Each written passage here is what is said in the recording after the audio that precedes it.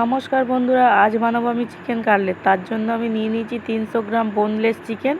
এদিকে ভালো করে জল ঝাড়িয়ে নিয়েছি। আর পেস্টের জন্য বাগান থেকে নিতে এসেছি পুদিনা পাতা। পুদিনা পাতাটা তুলে নিয়েছি, ছোট ছোট পুদিনা পাতা। এদিকে ধনে পাতা কেটে রেখেছি, আদা রসুন আর কাঁচা লঙ্কা। চিকেনটাকে দিয়ে ভালো করে পেস্ট বানিয়ে নিয়ে এবারে ব্রেড ক্রাম্বস একটু দিয়ে শক্ত করে মাখিয়ে নিয়ে এবারে আমি ছোট ছোট বলের আকার, হাতে তেল দিয়ে ভালো করে ছোট ছোট বলের আকারে তৈরি করে নেবো।